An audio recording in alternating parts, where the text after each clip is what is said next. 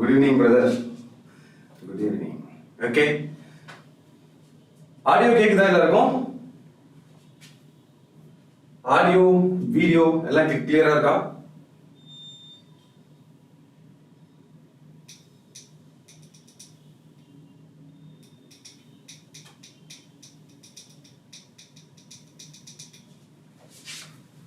Delay பயங்கர delay இருக்கேன்.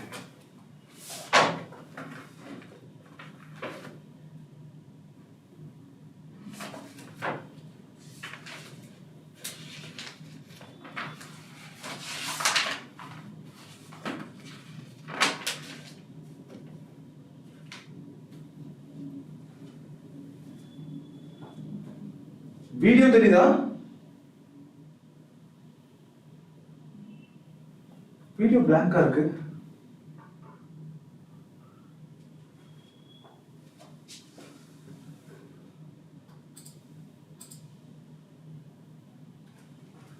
Hi, நான் தெரியறேனா?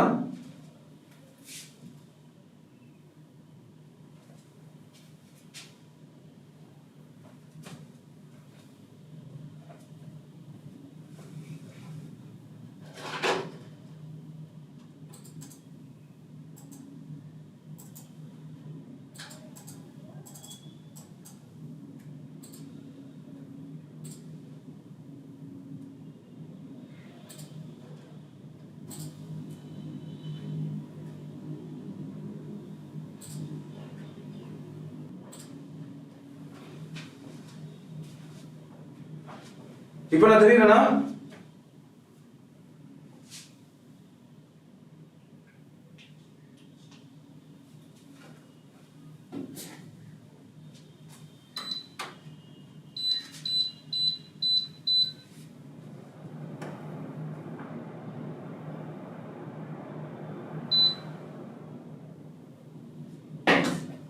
Yes. Now it's visible, right?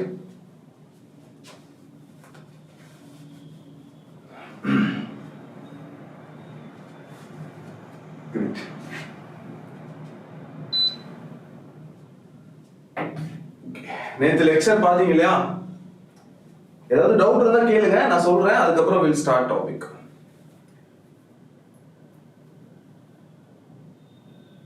So video ரொம்ப டிலேவா வருதுன்னு நினைக்கிறேன். நான் பேசி ரொம்ப நேரத்துக்கு அப்புறம் தான் விசிபிளா இருக்கு.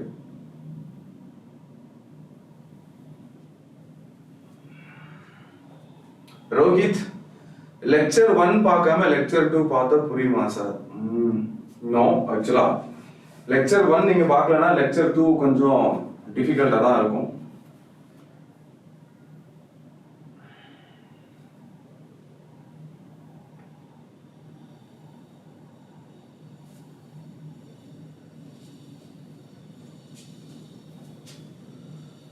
ரோஹித், நீங்க லெக்சர் 1 பார்த்துட்டு லெக்சர் 2 பார்க்கிறது தான் பெட்டர். பட் எனிவேஸ் உங்களுக்கு ஆல்ரெடி ஸ்கூல்ல எடுத்திருந்தாங்க அப்படின்னா நீங்க லெக்சர் 2வே பார்க்கலாம். No problem. ஸ்டார்ட் பண்ணலாமா today session?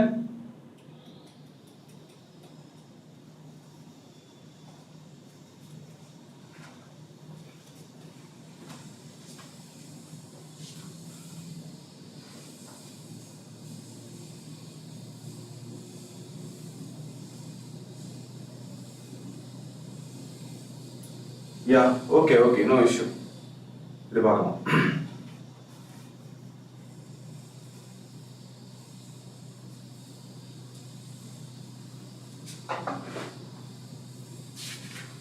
Okay. Right guys, listen. இப்போ நம்ம ஒரு இம்பார்ட்டன்ட் ஃபார்முலாஸ் பார்க்க போறோம். கிராவிடேஷனல் ஃபீல்ட், ஓகேவா? ஒரு சாலிட் ஸ்பியரால வேற வேற பாயிண்ட்ல, ஐ மீன் வேற வேற டிஸ்டன்ஸ்ல கிராவிடேஷனல் ஃபீல்ட் எப்படி இருக்கும்? அதுவே ஒரு ஹாலோ ஸ்பியரா இருந்தா கிராவிடேஷனல் ஃபீல்ட் எப்படி இருக்கும்? Okay? Right? Any doubt? Acceleration due to gravity ல ஒரு சம் டீச் பண்றீங்களா? எஸ், சம்ஸ் பார்க்கலாமா? சம்ஸ் நான் டீச் பண்றேன். ஓகே, அதுக்கு முன்னாடி நேத்து பார்த்த கிராவிடேஷனல் வேரியேஷன் ஆஃப் கிராவிடேஷன் பார்த்தோம் இல்லையா? சோ அதெல்லாம் ஞாபகம் வச்சுக்கோங்க. ஃபார்முலா மட்டும் ஒரு டைம் சொல்லிடுறேன். கிராவிட்டி அபவுட் ஆல்டிடியூட் நமக்கு மூணு ஃபார்முலா பார்த்திருந்தோம் இல்லையா ஆக்சுவலா மூணு கண்டிஷன்ல பார்த்தோம் ஃபார்முலா வந்து ஆக்சுவலா 4 என்னென்ன ஃபார்முலா பார்த்தோம் GS into 1 plus H by RE whole power minus 2 இது ஒரு ஃபார்முலா பார்த்தோம் next gravity at altitude is GS into 1 minus 2H divided by radius of earth square earth இது ஒரு ஃபார்முலா பார்த்தோம் இந்த ஃபார்முலா எப்படி யூஸ் பண்ணலாம் when height is more than or equals to 300 km but in the formula when height is lesser than 300 km எர்த்தோட சர்ஃபேஸ்ல இருந்து நீங்க எவ்வளவு ஹைட்ல இருக்கீங்களோ அந்த ஹைட் 300 km விட கம்மியா இருந்துச்சுன்னா இந்த ஃபார்முலா யூஸ் பண்ணனும் more than 300 km இருந்துச்சுன்னா இந்த ஃபார்முலாவை யூஸ் பண்ணனும் கரெக்ட்டா சோ இதுதான் gravity at altitude formula இந்த ரெண்டுமே ஒரே விஷயத்தை தான் பேச போகுது பட் கண்டிஷன் இஸ் டிஃபரண்ட் ஓகேவா நெக்ஸ்ட் ஃபார்முலா என்ன பார்த்தோம் second gravity at depth which is gs into 1 minus d divided by radius of earth ஓகேவா இதுல d ங்கிறது எர்த்தோட சர்ஃபேஸ்ல இருந்து நீங்க எவ்வளவு டெப்த் கீழ போயிருக்கீங்களோ அதுதான் d இது எர்த்தோட சர்ஃபேஸ்ல இருந்து எவ்வளவு ஹைட் மேல போயிருக்கீங்களோ அந்த ஹைட் தான் h அந்த ஹைட் வந்து ஒருவேளை more than 300 km இருந்தா ஃபர்ஸ்ட் ஃபார்முலா யூஸ் பண்ணனும் lesser than 300 km இருந்துச்சுனா இந்த செகண்ட் ஃபார்முலாவை யூஸ் பண்ணனும் கரெக்ட்டா ரைட்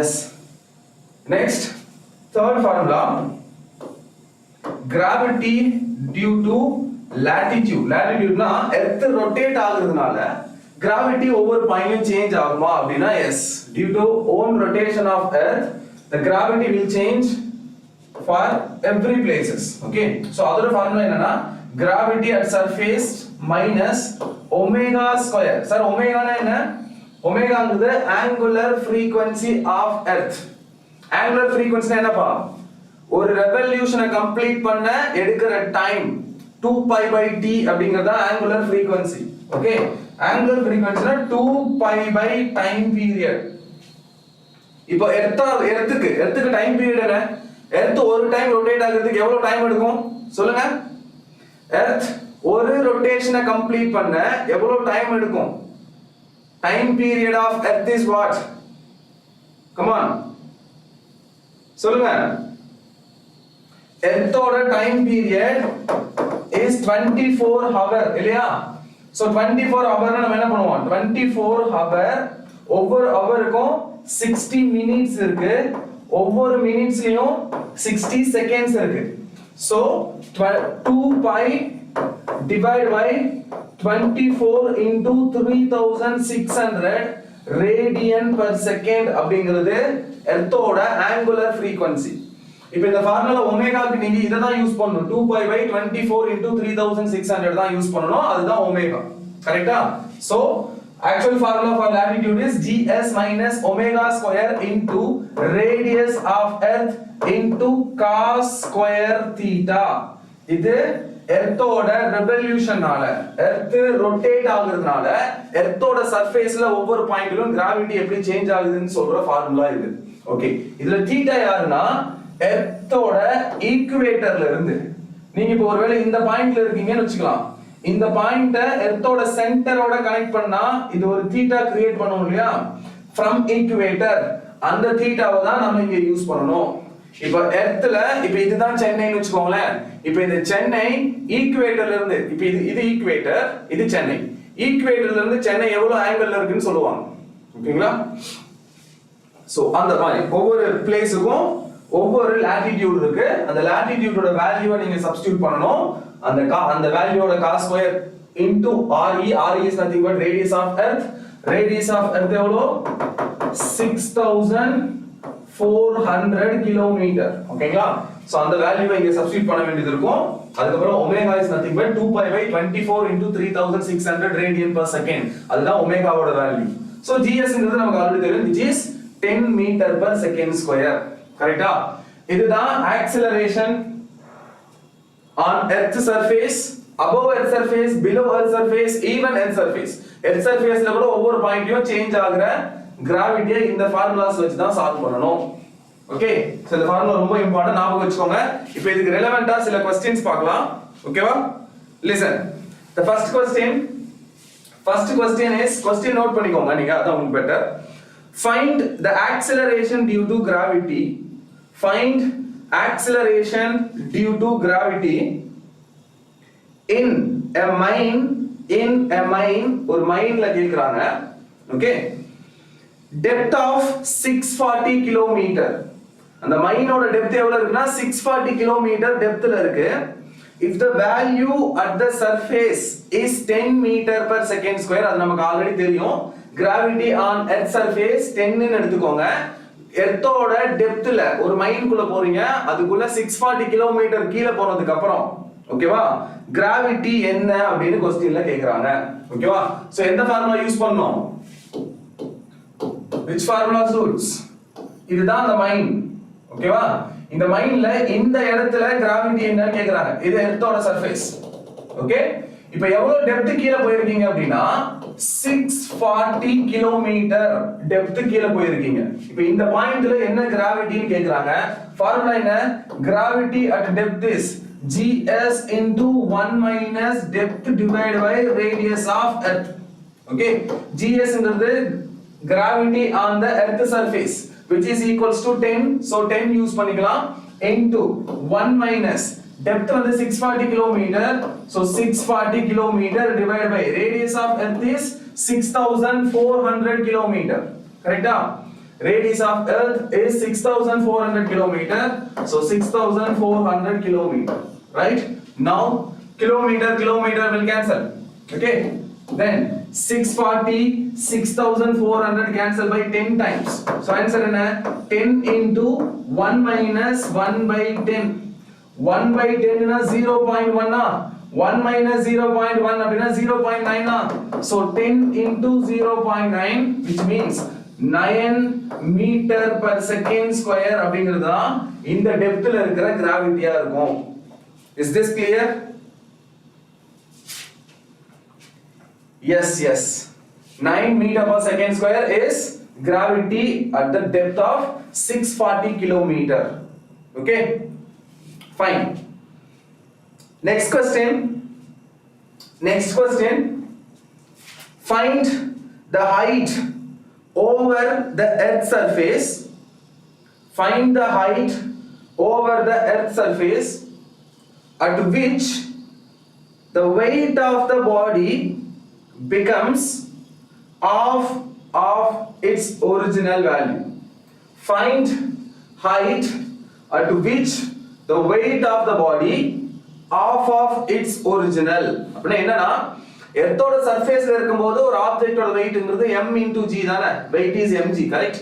இப்போ அங்க இருந்து அந்த ஆப்ஜெக்ட்டை எவ்வளவு ஹைட் எடுத்துட்டு போனா mg ல பாதி வரும்னு கேக்குறாங்க. சோ ஒரு ஆப்ஜெக்ட்டோட மாஸ் சேஞ்ச் ஆகுமா? நீங்க எந்த லொகேஷன் எடுத்துட்டு போனாலும் ஒரு ஆப்ஜெக்ட்டோட மாஸ் சேஞ்ச் ஆகாது. யார் சேஞ்ச் ஆவா? கிராவிட்டி மட்டும் தான் சேஞ்ச் ஆகும். கரெக்ட்டா? சோ அப்ப இவங்க இன்டைரக்ட்டா கேக்குறது கிராவிட்டியை பத்தி தான். ஓகே क्वेश्चन என்ன அப்படினா எர்த்தோட சர்ஃபேஸ்ல இருக்கிற ஒரு மாஸ ஏதோ ஒரு ஹைட்டுக்கு எடுத்துட்டு போயிட்டேன். இந்த ஹைட்டுக்கு எடுத்துட்டு போனதால இதோட weight வந்து w/2 ஆ மாறிடுச்சு. ஆனா எர்த்தோட சர்ஃபேஸ்ல இருக்கும்போது அதோட weight w ஆ தான இருக்கும். அப்ப எந்த ஹைட்டுக்கு போனா எவ்வளவு ஹைட் போனா weight வந்து half of the weight ஆ மாறும் அப்படினு கேக்குறாங்க. சரி எர்த்தோட சர்ஃபேஸ்ல இருக்கிற wங்கிறது mg. அப்ப இங்க இருக்குது என்னது? mg/2. மாஸ் சேஞ்ச் ஆகுமா? மாஸ் சேஞ்ச் ஆகாது. அப்ப யார் சேஞ்ச் ஆயிருக்கா? கிராவிட்டி தான் சேஞ்ச் ஆயிருக்கு. ஓகேவா சோ எந்த ஒரு ஹைட்ல எர்த்தோட சர்ஃபேஸ்ல பாதி தான் உங்களுக்கு கிராவிட்டி கிடைக்கும் அப்படினு கேக்குறாங்க. இதுதான் क्वेश्चन. எவ்வளவு ஹைட் போனா எர்த்தோட சர்ஃபேஸ்ல இருக்கிற மாதிரி பாதி கிராவிட்டி கிடைக்கும்னு கேக்குறாங்க. கிராவிட்டி பாதியா குறையுது அப்படினா கண்டிப்பா இந்த ஹைட் எப்படி இருக்கும்னா more than 300 கிலோமீட்டரா தான் இருக்கும். ஓகேங்களா? up to 300 kilometers 5% of gravity only reduce. 5% மட்டும் தான் கிராவிட்டி ரெடியூஸ் ஆகும். ஆனா உங்களுக்கு பாதி அப்படினா 50% குறைஞ்சிருக்கு. g ஆ இருந்தது g/2 ஆ மாறினா 50% குறைஞ்சிருக்கு. அப்படினா more than 300 கிலோமீட்டரா தான் இருக்கணும். அப்ப ஹைட்டுக்கு எந்த ஃபார்முலா யூஸ் பண்ணோம்? ஃபர்ஸ்ட் ஃபார்முலா ஒன்னு பார்த்தோம் இல்லையா, அத தான் யூஸ் பண்ணோம். gravity at altitude is gravity on the surface of earth divided by 1 plus h by re the whole square. இந்த ஃபார்முலா தான் யூஸ் பண்ணோம். This formula is nothing but altitude formula. Clear? Now gravity at altitude உங்களுக்கு g/2 வரணும் அவங்களே சொல்லிட்டாங்க gs/2 தான் வரணும் அப்ப g க்கு பதிலா நீங்க எதை போட்டுக்கலாம் gs/2 போட்டுக்கலாமா is equals to gs divided by 1 plus h by re the whole square. Now gs will cancel. இப்போ இந்த term 2 is equals to 1 plus h by re square. So 2 is equals to 1 plus h by re the whole square. ரெண்டு பக்கமா நீங்க root எடுத்தீங்கன்னா இது வந்து √2 ஆ மாறுமா √2 is equals to 1 plus h by re. Now h தான் எனக்கு வேணும் சோ இந்த 1 டேர்ம் இந்த பக்கம் எடுத்தா மைனஸ் ஆ மாறுமா so √2 minus 1 is equals to h by re or h is equals to re into √2 minus 1 re into √2 minus 1 இதுதான் answer. when எப்படின்றீங்க இங்க பாருங்கப்பா 300 கிலோமீட்டர்னு சொல்றோம் இல்லையா நீங்க 0ல இருந்து 300 கிலோமீட்டர் ஹைட்டுக்கு போனீங்கன்னா உங்களோட கிராவிட்டில வெறும் 5% மட்டும் தான் ரெடியூஸ் ஆகும் 5% னா எவ்வளவு 5% கிராவிட்டி एक्चुअली 10 தானே 10 ல 5% 0.5 மீட்டர் per செகண்ட் ஸ்கொயர் தான் குறையும் 300 கிலோமீட்டர் வரைக்கும் போனீங்கன்னா வெறும் 0.5 மீட்டர் per செகண்ட் ஸ்கொயர் தான் குறைஞ்சிருக்கும் அதாவது 10 ஆ இருந்தது 9.5 ஆ மாறி இருக்கும் ஆனா இவங்க சொன்ன क्वेश्चनல பாருங்க g ஆ இருந்த கிராவிட்டி g/2 ஆ மாறுது அப்படினா 50% குறைஞ்சிருக்கு 50% குறைஞ்சிருக்கு அப்படினா 50% குறைஞ்சிருக்குனா the height should be more than 300 kilometer. Sir 300 kilometre வரைக்கும் குறைய போற கிராவிட்டி வெறும் 5% தான் ஆனா இவங்க சொல்றாங்க பாருங்க 50% குறைஞ்சிருக்கு g/2 ஆ மாறி இருக்கு 10 5 ஆ மாறி இருக்குன்னு சொல்றாங்க அப்பனா எவ்வளவு percentage குறையுது 50% குறையுது 300 கிலோமீட்டர் வரைக்கும் வெறும் 5% தான் குறையும் ஆனா இவங்க 50% குறையுதுன்னு क्वेश्चनல கொடுக்கறாங்க அதுலயே நம்ம புரிஞ்சுக்கணும் 50% குறையுதுனா அப்ப அந்த ஹைட் எப்படி இருக்கணும் more than 300 கிலோமீட்டரா இருந்திருக்கும் அப்ப நம்ம ஃபர்ஸ்ட் ஃபார்முலாவை தான் யூஸ் பண்ணனும் செகண்ட் ஃபார்முலா யூஸ் பண்ண கூடாது கிளியர்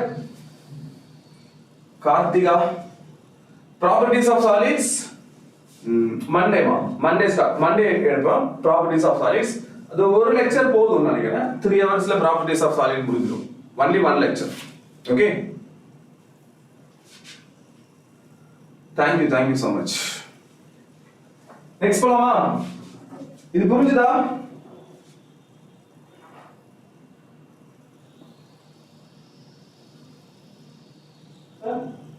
yes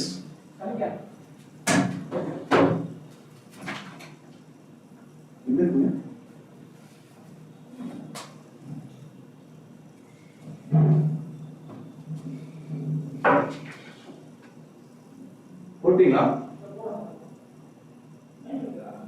இல்லைங்களே ஜி நைஃப்லாம் இருக்காதுங்க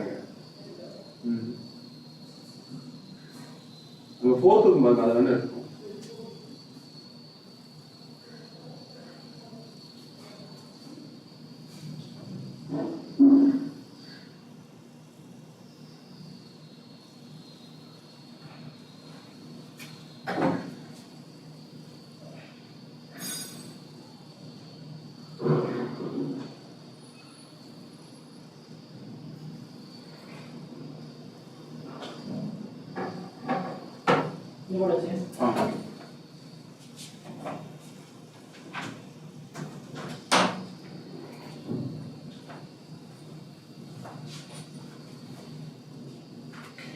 Next போலாமா next question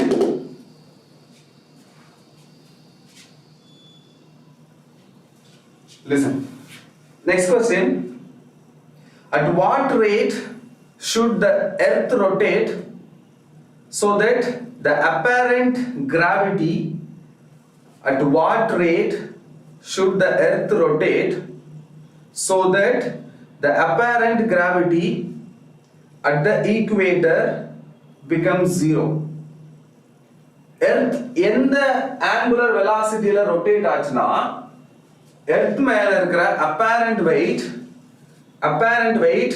0 ஆ மாறும்னு கேக்குறாங்க ரைட் question புரிஞ்சுதா? At what omega if earth rotates, then gravity at equator will become 0. Earth எவ்வளோ angular velocity ல rotate ஆனா earth ஓட angular velocity omega எவ்வளோ omega ல rotate ஆனா earth ஓட equator ல gravity will become 0 அப்படினு கேக்குறாங்க.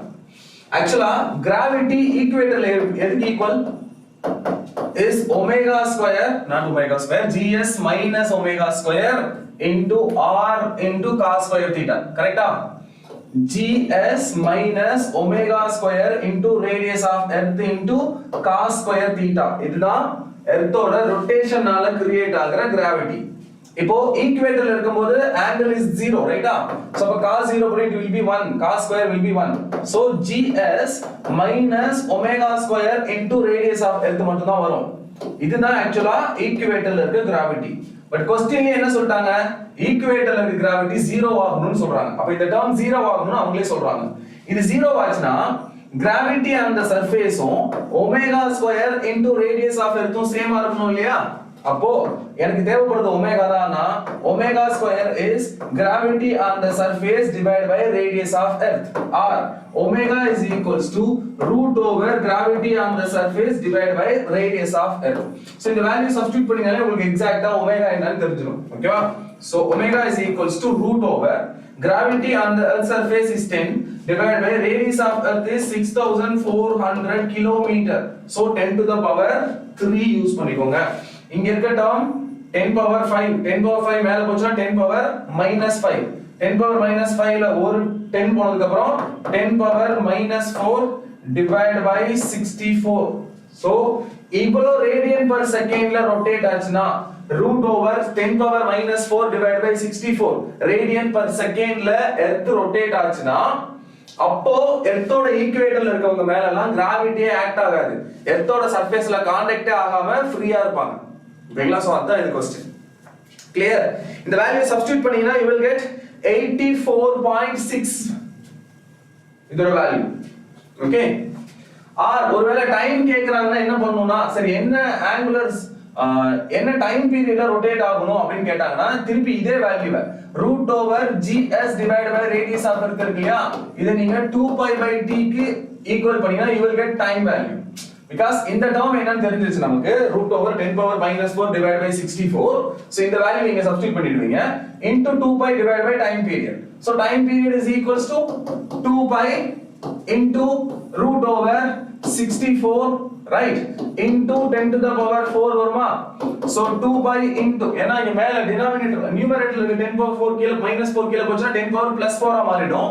அதனால நீங்க 10 to the power plus 4 னே வெச்சுக்கலாம். Okay? 64 8 into 10 to the power 4 is 10 to the power 2. So 16π into 10 to the power 2. இவ்வளவு செகண்ட்ஸ் தான் எர்த்தோட டைம் பீரியடா இருந்திருக்கும் இந்த கண்டிஷனுக்கு. ஓகேவா? Clear?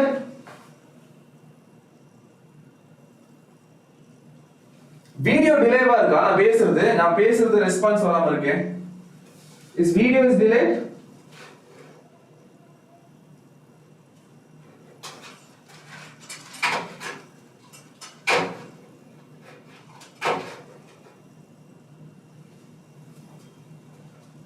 Video delay ஆகுதாப்பா?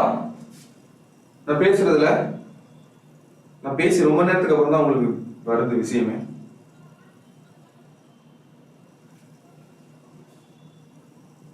S, video delay ஆகுது தானே?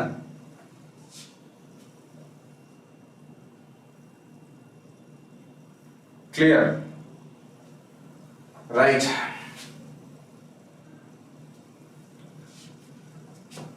Hi Sonia, welcome. நெக்ஸ்ட் போலாமா? Next, listen. Okay, no problem. Listen. So, இப்படிதான் gravity relevant ஆன question solve பண்ணோம். Next நம்ம பார்க்க போற topic was very important. Listen. இது எதை பத்தி அப்படின்னா gravitational field due to solid sphere, hollow sphere, அப்புறம் circular plate, circular ring இது எல்லாமே. இதுக்கெல்லாம் இப்ப நான் ஃபார்முலா தான் சொல்ல போறேன். அதுக்கு அப்புறம் அதோட கிராஃப் உங்களுக்கு எக்ஸ்பிளைன் பண்ண போறேன். பட் இங்க படிக்கிற இதே ஃபார்முலாஸ் இதே கான்செப்ட்ஸ் அப்படியே எலக்ட்ரோஸ்டாட்டிக்ஸ்லயும் வரும். ஓகேங்களா? சோ அதனால இது ரொம்ப கிளியரா பாத்துக்கோங்க. இப்ப போடுற கிராஃப் அந்த நோட்ஸ் எல்லாமே கிளியரா எடுத்துக்கோங்க. ஓகேவா? Right, listen. First gravitational field due to solid sphere. solid sphere என்னப்பா? ஒரு ஸ்பியரோட ரேடியஸ் r, அந்த ஸ்பியர் ஃபுல்லா மாஸ் இருக்கும். கரெக்ட்டா? ஸ்பியருக்கு உள்ளேயும் மாஸ் இருக்கும். அதுதானே சாலிட் ஸ்பியர். சோ இந்த மாதிரி ஒரு சாலிட் ஸ்பியர் இருக்கு. Complete solid sphere. இப்போ இந்த சாலிட் ஸ்பியருக்கு வெளியில ஒருவேளை பாயிண்ட் இருந்தா, let's say the point is 1. இந்த சாலிட் ஸ்பியருக்கு வெளியில xங்கற டிஸ்டன்ஸ்ல எவ்வளவு கிராவிடேஷனல் ஃபீல்ட் கொடுக்கும்? 1. நெக்ஸ்ட் எஸ் காஸ் லாவா? நோ காஸ் லா இல்ல. எலக்ட்ரோஸ்டாட்டிக்ஸ்ல வேணா நீ காஸ் லா அப்ளை பண்ணலாம், இங்க காஸ் லா இல்ல. ஓகேவா? பட் இதே ரூல் தான், இதே ஃபார்முலாஸ் தான் அங்கேயே வரும். நீங்க இத ஞாபகம் வச்சுக்கிட்டீங்கனாலே அந்த எலக்ட்ரோஸ்டாட்டிக்ஸ்ல இதே கான்செப்ட நீங்க ஈஸியா டீல் பண்ணலாம். ஓகேவா? ஆல்ரெடி நீங்க ரிப்பீட்டர் இருக்கறதால உங்களுக்கு அந்த விஷயம் தெரியும் நினைக்கிறேன். இப்ப நான் சொல்லும்போது சொல்றேன், எது மட்டும் மாறும்னு மட்டும் சொல்றேன். ஓகேவா? Right, listen. இப்போ இந்த கம்ப்ளீட் மாஸ் இருக்கு இல்லையா, அந்த ஸ்பியர், இவரோட மாஸ் வந்து கேபிட்டல் M னு வெச்சுக்கோங்க. இப்போ சென்டர் ஆஃப் தி ஸ்பியர்ல இருந்து xங்கற டிஸ்டன்ஸ்ல ஒரு பாயிண்ட் இருக்கு. Point is 1. இப்போ அந்த இடத்துல உங்களுக்கு கிராவிடேஷனல் ஃபீல்ட் என்னன்னு கேக்குறாங்க. இப்போ நம்ம என்ன பண்ணலாம்? இது ஸ்பியர் தானே. ஸ்பியர்னா இதோட டோட்டல் மாஸும் எக்ஸாக்ட்டா இந்த பாயிண்ட்ல இருக்குன்னு நினைச்சுக்கலாம். அப்போ g into mass of the source இங்க இருக்கிற மாதிரி நினைச்சுக்கோங்க. சோ gm divided by இதோட சென்டர்ல இருந்து இந்த பாயிண்ட் வரைக்கும் இருக்கிற டிஸ்டன்ஸ் x இல்லையா? So gm divided by x square அப்படிங்கிறது தான் gravitational field due to solid sphere xங்கற பாயிண்ட்ல இருக்கிற போது. ஓகேவா? இதே கேஸ்ல ஒருவேளை சர்ஃபேஸ்ல கேக்குறாங்கன்னு வெச்சுக்கோங்க. இப்போ இந்த பாயிண்ட் இங்க இருந்து அப்படியே கொஞ்சம் கொஞ்சமா நகர்த்தி எடுத்துட்டு வரீங்க. एक्चुअली இந்த பாயிண்ட் இன்னொன்னு சொல்லலாம். என்னன்னு சொல்லலாம்? அவுட்சைட் தி ஸ்பியர்னு சொல்லலாமா? அவுட்சைட் தி ஸ்பியர். ஸ்பியருக்கு வெளியில தான இந்த பாயிண்ட் இருக்கு. இன்னொரு மாதிரியே சொல்லலாம். எப்படி சொல்லலாம்? x is more than r. கரெக்ட்டா? ரெண்டும் ஒண்ணுதான். அவுட்சைட் தி ஸ்பியர். x ஓட வேல்யூ r விட பெருசா இருக்குனா அப்ப ஸ்பியரை விட்டு வெளியில போயிருச்சு. அதான அவுட்சைட் தி ஸ்பியர். சோ क्वेश्चन இப்படி சொல்லுவாங்க, x is more than r, r outside the sphere. அப்போ ஃபார்முலா என்னது? gm divided by x square தான். அந்த லெந்த் பாயிண்ட் டிஸ்டன்ஸ் வந்து x, அதனால x square. செகண்ட் பாயிண்ட் என்னன்னா, second point when x is equals to r. இப்போ நீங்க எடுக்க போற பாயிண்ட்க்கும் ஸ்பியரோட சென்டருக்கும் நடுவுல இருக்கிற டிஸ்டன்ஸ் r ஆவே இருந்தா, ரேடியஸ் ஆஃப் ஸ்பியர் ஆவே இருந்தா, அப்படினா என்ன அர்த்தம்? இப்போ பாயிண்ட் சர்ஃபேஸ் மேலேயே இருக்குன்னு அர்த்தம். இங்க இருக்கு. இப்போ x உம் r உம் சேம். அப்ப இந்த பாயிண்ட் என்ன சொல்லுவாங்கன்னா சர்ஃபேஸ் ஆஃப் தி ஸ்பியர் னு சொல்லுவாங்க. ஸ்பியரோட சர்ஃபேஸ்ல நீங்க கிராவிடேஷனல் ஃபீல்ட கண்டுபிடிக்கிறீங்க. சோ இந்த கேஸ்க்கு formula g into m divided by x square க்கு பதிலா நீங்க r ஸ்கொயரை யூஸ் பண்ணலாம். இப்போவும் இதோட டோட்டல் மாஸும் ஸ்பியரோட சென்டர்ல தான் அக்யூமுலேட் ஆயிருக்கு நம்ம கன்சிடர் பண்ணலாம், அஸ்யூம் பண்ணிக்கலாம். ஓகேவா? பட் இதுக்கு அடுத்த case, when the x is lesser than the radius of the sphere, which means இப்போ அந்த பாயிண்ட் ஒருவேளை இங்க இருக்குன்னு வெச்சுக்கோங்க. நீங்க ஃபீல்ட் கண்டுபிடிக்கிற பாயிண்ட் ஸ்பியருக்கு உள்ள இருக்குன்னா, இப்போ இந்த பாயிண்ட் மேல ஃபீல்ட கொடுக்கிறது இந்த ஸ்பியர் மட்டும் தான், yellow கலர் போர்ஷன் மட்டும் தான். இதுக்குள்ள இருக்கிற மாஸ் மட்டும் தான் இந்த மாஸ் மேல ஃபீல்ட கொடுக்கும். மேல இருக்கிற இந்த ரிமைனிங் போர்ஷன் இருக்கு இல்லையா, இவங்க எல்லாம் எந்த ஃபீல்டையுமே கொடுக்க மாட்டாங்க, கிராவிடேஷனல் ஃபீல்ட். அப்ப இவங்களோட மாஸை கால்குலேட் பண்ணி நீங்க டெரிவேஷன் எடுத்துட்டு வந்தீங்கன்னா உங்களோட ஃபைனல் ஃபார்முலா எப்படி தெரியுமா வரும்? when x is lesser than r அப்படினா என்ன அர்த்தம்? inside the solid sphere. solid sphereக்கு உள்ள நீங்க ஃபீல்ட கண்டுபிடிக்கிறீங்க. ஃபீல்ட் ஐ மீன் ஸ்பியருக்கு உள்ள ஏதோ ஒரு பாயிண்ட், இங்க அந்த மாதிரி எங்க வேணாலும் இருக்கலாம். ஸ்பியருக்கு உள்ள நீங்க கண்டுபிடிக்கிறீங்க, which means x is lesser than r. ஓகேவா? இப்போ ஃபார்முலா என்ன அப்படினா gravitational field is g into total mass of the sphere is m into, listen, இப்போ நீங்க எந்த டிஸ்டன்ஸ்ல கண்டுபிடிக்கிறீங்களோ inside the sphere எந்த டிஸ்டன்ஸ்ல கண்டுபிடிக்கிறீங்களோ அந்த distance divide by radius cube. Clear? இந்த மூணு formula was very important for solid sphere. Right? இந்த டெரிவேஷன்லாம் போட்டுட்டு இருக்காரு, இத ஞாபகம் வச்சுக்கோங்க. இதே ஃபார்முலாவை நீங்க 12th ல படிப்பீங்க. நான் 12th ல இது எப்படி படிப்பீங்கங்கிறது இங்க எக்ஸ்பிளைன் பண்ணிடுறேன். 12th ல நீங்க இத எப்படி படிப்பீங்க அப்படினா இது சாலிட் ஸ்பியர், இது கிராவிடேஷனால இந்த ஸ்பியரோட மாஸ் m ன்னு எடுத்துக்கிட்டோம் இல்லையா? ஆனா 12th ல அப்படி இருக்காது. ஒரு ஸ்பியர் இது வந்து நான் கண்டக்டிங் ஸ்பியர் அப்படினா என்ன அர்த்தம்னா இந்த ஸ்பியருக்கு உள்ள ஃபுல்லா சார்ஜ் இருக்கும்.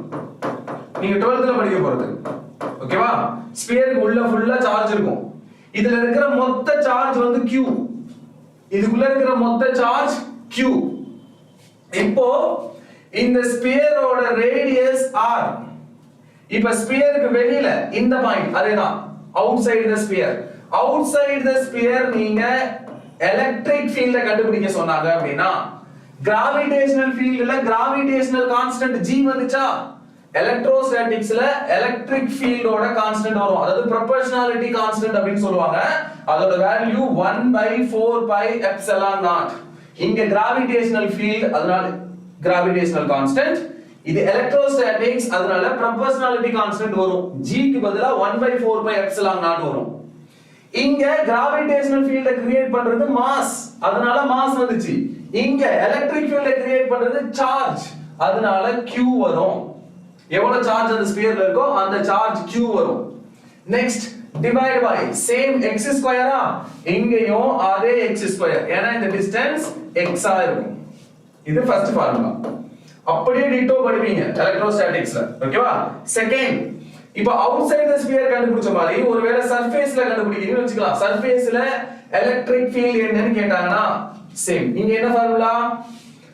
at electric gravitational field at sphere surface, அதே ஃபார்முலா தான் இங்கேயும் வரும்.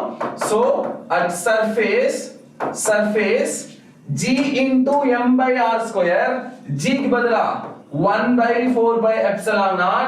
இங்க கிராவிடேஷனல் ஃபீல்ட்னால மாஸ கன்சிடர் பண்ணோம், இங்க எலக்ட்ரிக் ஃபீல்ட்னால சார்ஜ் கன்சிடர் பண்ணனும். So charge divide by r square, ஏனா டிஸ்டன்ஸ் இஸ் r. இங்கேயும் நீங்க சர்ஃபேஸ்ல தான் கண்டுபிடிக்கிறீங்க, சோ டிஸ்டன்ஸ் இஸ் r, அதனால r ஸ்கொயர் வரும்.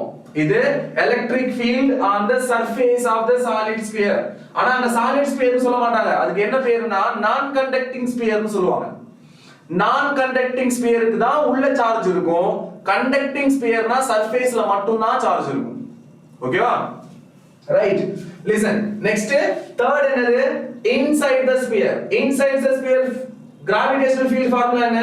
gmx divided by r cube. இங்க இப்போ inside the sphere for example நீங்க இந்த இடத்துல கண்டுபிடிக்கிறீங்கன்னு வெச்சுக்கலாம். ஒருவேளை இந்த இடத்துல கண்டுபிடிக்கிறீங்க இன்சைட் தி ஸ்பியர், இங்க இந்த டிஸ்டன்ஸ் இப்போ ஒருவேளை x ஆ இருந்தா now formula for finding electric field is gm, g க்கு பதிலா 1/4πε0. m ங்கிறது கிராவிடேஷனல் ஃபீல்டோட மாஸ், இங்க எலக்ட்ரிக் ஃபீல்ட் கிரியேட் பண்றது சார்ஜ் q, அதனால q into x ங்கிற டிஸ்டன்ஸ், சேம் x ங்கிற distance divided by r cube. r is nothing but radius of the sphere, இங்க radius of the sphere is also r, so r cube. clear ஆ? Same எக்ஸாக்ட்டா இதே case தான் படிப்போம். ஆனா சில time e is equals to 0. No, அது எப்ப e 0 னா கண்டக்டிங் ஸ்பியரா இருந்துச்சுனா. நான் தான் சொல்றேன்ல, இங்க பாருங்க, இது நான் கண்டக்டிங் ஸ்பியர். உங்களுக்கு கண்டக்டிங்னு சொல்லி இருந்திருப்பாங்க, அப்பதான் உள்ள 0.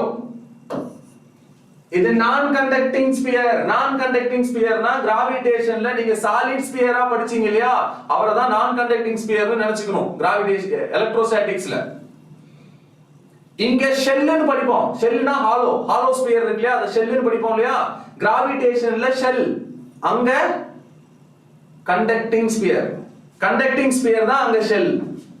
ஓகே சார், ரொம்ப சிம்பிள். கண்டக்டிங் ஸ்பியர்னா சர்ஃபேஸ்ல மட்டும் தான் சார்ஜ் இருக்கும், என் கை இது மட்டும் தான் சார்ஜ் இருக்கும், அப்புறம் உள்ள சார்ஜ் இல்லைன்னு தான் அர்த்தம். அதுதான் கண்டக்டிங். நான் கண்டக்டிங்னா உள்ளேயும் சார்ஜ் இருக்கும், சர்ஃபேஸ்லயும் சார்ஜ் இருக்கும், அது நான் கண்டக்டிங்.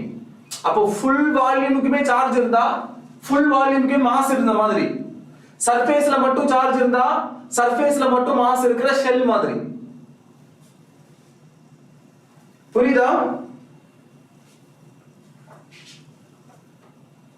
கிளியர்? இப்போ ஒரு ராட் எடுக்கிறீங்கன்னு வச்சுக்கோங்க, ஒரு ராட். இந்த ராடோட கம்ப்ளீட் வால்யூம்லயும் சார்ஜ் இருந்துச்சுன்னா இது என்ன சொல்லுவோம்னா நான் கண்டக்டிங் ராட்னு சொல்லுவோம். நான் கண்டக்டிங் ராட். ஏன்னா அதோட ராடுக்கு உள்ளேயும் சார்ஜ் இருக்கும். இப்போ இதுதான் ராட்னு வச்சுக்கோங்களேன், இதுக்கு உள்ளேயும் வால்யூம் ஃபுல்லா சார்ஜ் இருக்கும், உள்ள ஃபுல்லா சார்ஜ் இருக்கும். இதே நான் கண்டக்டிங் ராடா இருந்தா சர்ஃபேஸ்ல மட்டும் தான் சார்ஜ் இருக்கும். இது நான் கண்டக்டிங் ராட். அதே மாதிரி தான் இங்கேயும் ஸ்பியர்லயும் கம்ப்ளீட் ஸ்பியர்ல சார்ஜ் இருந்தா கண்டக்டிங் நான் கண்டக்டிங் ஸ்பியர். ஓகே, இத மாத்தி சொல்றேன். இது கண்டக்டிங். 1 மினிட்.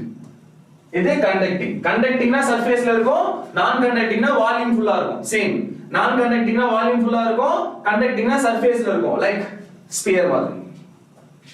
மேக்னெட்டிக் ஃபீல்டுக்கு அப்ளிகேபிளா? நோ. மேக்னெட்டிக் ஃபீல்டுக்கு இது வராதுப்பா. மேக்னெட்டிக் ஃபீல்டுக்கு இது அப்ளிகேபிள் கிடையாது. Only for electrostatics. அதுக்கு தான் இந்த கேஸ் வரும். மேக்னெட்டிக் ஃபீல்டுக்கு எலக்ட்ரோஸ்டாட்டிக்ஸ்ல வர மத்த கேஸ் டைபோல் மொமெண்ட் அந்த கான்செப்ட் எல்லாமே வரும். ரைட், நெக்ஸ்ட் போலாமா?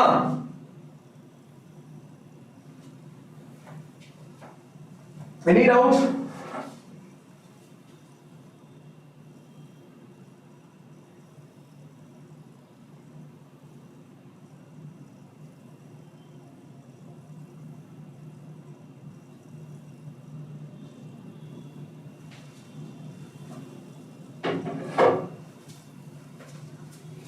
சரி, இப்போ இதே மாதிரி தான் எலக்ட்ரோஸ்டாட்டிக்ஸ்ல வரும்.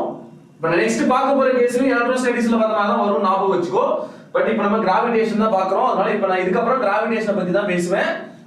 ஆனா எலக்ட்ரோஸ்டாட்டிக்ஸ் படிக்கும் போதும் உங்களுக்கு இது யூஸ் ஆகும்ங்கறத நீங்க மைண்ட்ல ஏத்திக்கோங்க. சரியா? ரைட். இப்போ ஃபர்ஸ்ட் கேஸ் புரிஞ்சுதா? இந்த ஃபர்ஸ்ட் கேஸோட கிராஃப் எப்படி சார் இருக்கும் அப்படின்னா, கிராஃப் தான் இங்க ரொம்ப இம்பார்ட்டன்ட். மோஸ்ட்லி கிராஃப் தான் கேட்பாங்க. ஓகேவா? இங்க பாருங்க, இப்போ நீங்க பார்த்த இந்த சாலிட் ஸ்பியருக்கு ஒரு கிராஃப் வரையறீங்க. x axis versus y axis.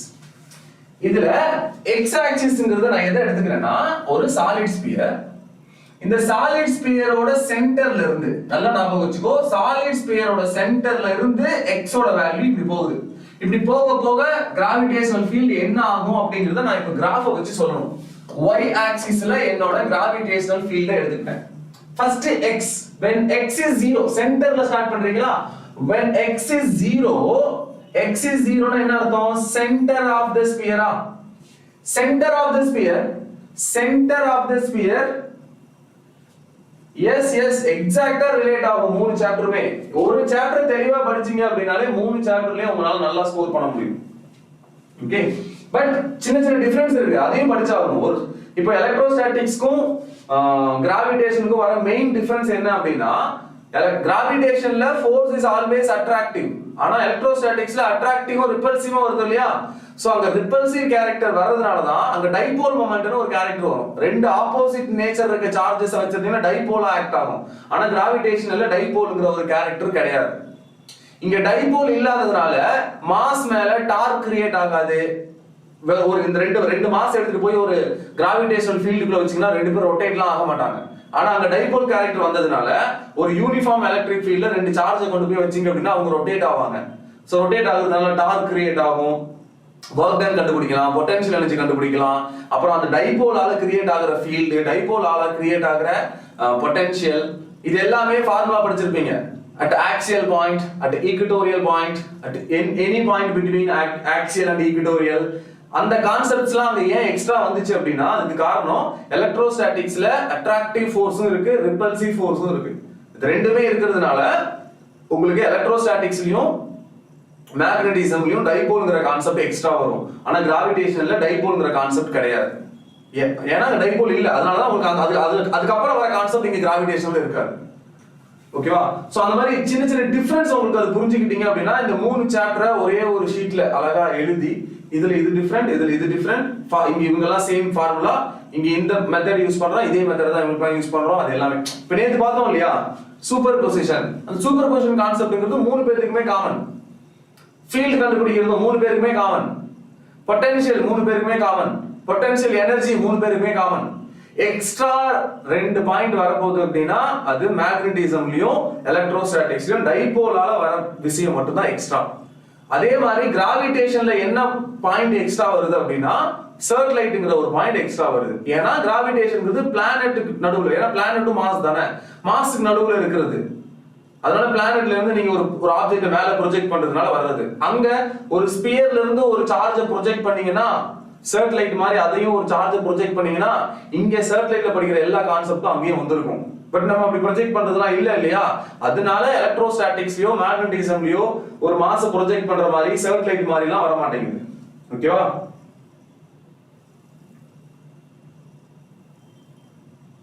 அது மாதிரி மைண்ட் மேப் போடுங்களா?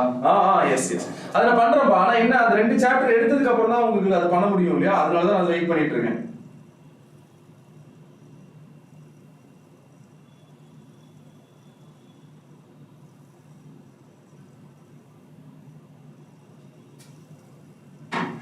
Okay right. இப்போ கிராஃப் பாத்துக்கலாம், ரொம்ப இம்பார்ட்டன்ட். நான் கிராஃபை டீச் பண்ணிடுறேன் உங்களுக்கு. ஓகேவா? லிசன், இப்போ இது புரியுதா என்ன பண்ண போறோம், கிராஃப் எப்படி போட போறோம்னு? ஏன்னா கெப்லர்ஸ் லாவும், எஸ் கெப்லர்ஸ் லாவும் இங்க எக்ஸ்ட்ரா வரது காரணம் இது பிளானெட்ஸ் ரிவால்வ் ஆகுறதுனால. பட் கெப்லர்ஸ் லா வந்து அங்கேயும் ஒபே பண்ணும். கெப்லர்ஸ் 3 லா படிக்கிறோம் இல்லையா, அது வந்து எலக்ட்ரோஸ்டாட்டிக்ஸ்ல ஒபே பண்ணும். ஒரு சார்ஜ் சோர்ஸா இருந்துட்டு இன்னொரு சார்ஜ் அது ரிவால்வ் பண்ணி வந்துச்சுன்னா same time period square is directly proportional to semi major axis power 3. அது எல்லாமே கரெக்ட்டா இருக்கும். ஓகேவா? Okay right. லிசன், சோ இப்போ நான் போற கிராஃப் புரிஞ்சுக்கோங்க. இதே மாதிரி தான் அடுத்து ஷெல்லுக்கு, அப்புறம் ரிங்குக்கு, அப்புறம் சர்க்குலர் பிளேட்டுக்கு நான் ஃபார்முலா மட்டும் தான் சொல்லுவேன். கிராஃப் நீங்க தான் போட்டு பிராக்டீஸ் பண்ணணும். ஓகேவா? சோ அதனால இப்போ நான் சொல்றதை கவனிச்சுக்கோங்க. லிசன், இப்போ ஒரு மாஸ், ஐ மீன் ஸ்பியர், சாலிட் ஸ்பியர், சாலிட் ஸ்பியரோட சென்டர்ல இருந்து ஒரு மாஸ் வந்து இப்படி மூவ் ஆயிட்டு போகுதுன்னு வச்சுக்கோ. ஐ மீன் நீங்க போயிட்டு இருக்கீங்க, ஒவ்வொரு பாயிண்டா தள்ளி தள்ளி போறீங்க. இப்போ இங்க இருந்து இந்த பாயிண்ட்க்கு போனா ஃபீல்ட் என்ன ஆகும், இந்த பாயிண்ட்க்கு போனா ஃபீல்ட் என்ன ஆகும், இங்க போனா ஃபீல்ட் என்ன ஆகும், இங்க போனா ஃபீல்ட் என்ன ஆகும், இங்க போனா ஃபீல்ட் என்ன ஆகும், இத தான் நான் இப்போ கிராஃப்ல எக்ஸ்பிளைன் பண்ண போறேன். ஓகேவா? ஃபர்ஸ்ட் நான் இங்க இருக்கேன் அப்படினா என்ன அர்த்தம், x is 0. அப்ப என்னோட கிராஃப் என்ன ஆகணும், x ல 0க்கு வந்துரும். 0னா இந்த இடத்துக்கு வந்துருமா? அப்ப இந்த பாயிண்ட் நம்ம ஸ்பியரோட சென்டர்னு சொல்லலாம் இல்லையா, அதனால தான் இங்க நான் அப்படி போட்டுருக்கேன். ஸ்பியரோட சென்டர் இது. ஓகேவா? ரைட். லிசன், சோ இப்போ ஸ்பியரோட சென்டர்ல கிராவிடேஷனல் ஃபீல்ட் என்ன இருக்கும், எந்த ஃபார்முலாவை யூஸ் பண்ணனும், நமக்கு இன்சைட் தி ஸ்பியர் ஃபார்முலா இதுதான். இந்த ஃபார்முலால x க்கு பதிலா 0 போட்டீங்கன்னா என்ன ஆகும், ஏனா x 0 ஆகும்போது தான சென்டர் பாயிண்ட். அப்ப x க்கு 0 போட்டீங்கன்னா the field is 0. so at center the gravitational field is 0. அப்போ ஃபீல்டும் 0 னா இந்த இடத்துல கிராஃப் வரும். கரெக்ட்டா? அடுத்து இங்க இருந்து போக போக up to this point, இங்க இருந்து இங்க வரைக்கும் இத நாம என்னன்னு சொல்லுவோம், inside னு சொல்லுவோமா? inside the sphere. inside the sphere formula என்ன, gmx divided by r power 3. Sir இதுல gm by r power 3 ங்கிறது கான்ஸ்டன்ட் தானே, இது கான்ஸ்டன்ட்டா இல்லையா? g ங்கிறது 6.67. கரெக்ட்டா? then m ங்கிறது mass of the sphere. g வந்து 6.67 into 10 to the power minus 11 constant தான். mass of the sphereம் கான்ஸ்டன்ட் தான், ஏனா இந்த ஸ்பியரோட மாஸ் மாற போறது இல்ல இதுக்கு அப்புறம். அடுத்து divide by radius of the cube sphere cube, r cubeம் கான்ஸ்டன்ட் தான் இல்லையா? சோ அப்போ இந்த டேர்ம் எல்லாமே கான்ஸ்டன்ட், இதுக்கு ஒரு நம்பர் தான் வர போகுது. அப்போ x மட்டும் தான் வேரியபிள். இங்க இருந்து இங்க போனா ஒரு x, இங்க இருந்து இங்க போனா வேற x, இங்க இருந்து இங்க போனா வேற x. அப்போ inside the sphere the field is directly proportional to x. x அதிகமாக அதிகமாக field என்ன ஆகும், அதிகமாகிட்டே போகும். x அதிகமாக அதிகமாக field அதிகமாகிட்டே போகுமா? எப்பலாம் y axis is directly proportional to x axis வருதோ அப்பலாம் கிராஃப் என்னவா இருக்கும், ஒரு inclined straight line-ஆ தான் இருக்கும். directly proportional னா inclined straight line தானே சோ அப்ப graph என்ன போடுவோம் இங்க இருந்து straight line ஆ வரும் inclined straight line எது வரைக்கும் up to when x is equals to r x equals to r னா எந்த point surface point surface reach பண்ண வரைக்கும் x is directly proportional to r x is directly proportional to y axis யார் இருக்கா y axis ல இருக்கவங்க gravitational field கரெக்ட்டா சரி இப்போ x equals to r ன்னு சொல்றேன் அப்பனா இது என்னது surface இப்போ நீங்க ஸ்பியர் ஓட சர்ஃபேஸ்க்கு வந்துட்டீங்க ஸ்பியர் ஓட சர்ஃபேஸ்ல ஃபீல்ட் என்ன gm divided by r square g யும் கான்ஸ்டன்ட் மாஸ் ஆஃப் தி ஸ்பியரும் கான்ஸ்டன்ட் ரேடியஸும் கான்ஸ்டன்ட் அப்ப இது எல்லாமே கான்ஸ்டன்ட் தானே இது எல்லாமே கான்ஸ்டன்ட் தானே so at surface the result is constant எவ்வளவு இருக்கு இந்த value gm by r square ஆ இருக்கும் y axis ல பாத்தீங்கன்னா அடுத்து once we reach sphere ஓட surface அதுக்கு அப்புறம் வெளியில மூவ் பண்ணுவோமா வெளியில போக இதுக்கு பேர் என்ன outside the sphere outside the sphere formula என்னப்பா outside the sphere gm divided by x square கரெக்ட்டா இங்க gm கான்ஸ்டன்ட் ஆனா x கான்ஸ்டன்ட் இல்ல இந்த இடத்துல இருக்கும்போது இது x அதே இங்க போயிட்டீங்கன்னா இது x அடுத்த பாயிண்ட் போனீங்கன்னா x is different சோ நீங்க outside sphere போகும்போது x increase ஆயிட்டே போயிட்டு இருக்குமா so this x is not constant ஆனா gm வந்து constant இப்போ EO is indirectly proportional to x square னு சொல்லலாமா சார் indirectly proportional என்ன ஆகும் downward open upward parabola வரும் கரெக்ட்டா so once we reach the surface parabola இப்படி வந்துரும் so இதுதான் solid sphere ஆல கிரியேட் ஆகுற gravitational field ஓட ஃபார்முலா இதே கிராஃப் அப்படியே எலக்ட்ரோஸ்டாட்டிக்ஸ்ல வரும் ஆனா அங்க யாருக்கு வரும் நான் கண்டக்டிங் சாலிட் ஸ்பியருக்கு வரும் இதே கிராஃப் நான் கண்டக்டிங் சாலிட் ஸ்பியருக்கு வரும் இந்த டைரக்ஷன்ல x இது எல்லாமே சேம் தான் இங்க மட்டும் யார் வருவாங்க gm வரக்கூடாது கிராவிடேஷனல் ஃபீல்ட் இப்ப எலக்ட்ரோஸ்டாட்டிக்ஸ்ல எலக்ட்ரிக் ஃபீல்டோட ஃபார்முலாஸ் பார்த்தோம் இல்லையா அதுக்கு ஏத்த மாதிரி 1/4πε0 q divided by r square தான் இங்க இருந்திருக்கும் இது intensity of electric field அப்படினு சொல்லலாம் இல்லாட்டி electric field which is also E ஓகேவா இதே கிராஃப் எக்ஸாக்ட்லி உங்களுக்கு 12th ல வரும் இது புரிஞ்சுதா is this clear